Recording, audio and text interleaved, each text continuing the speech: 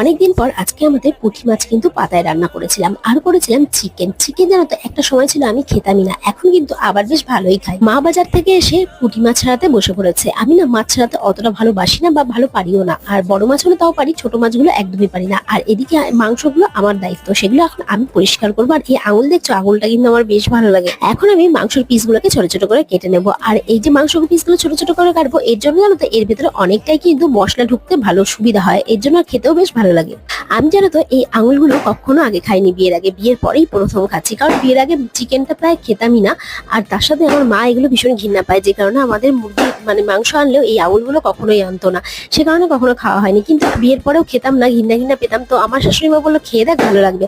তো একদিন খাওয়ার পর দেখলাম না ভালোই লাগলো, তারপর থেকে আমি বেশ ভালোই খাই। আর এদিকে আদা পেঁয়াজ আমাদের রান্না হয়েছে সকালবেলা 11:30টার মধ্যে, আজকে রান্না হতে হতে প্রায় 1টা বেজে গেছিল। আর আমার খেতে খেতে বেঁচে গেছিল 3টে। রান্নাটা কিন্তু বেশ দারুণ হয়েছিল।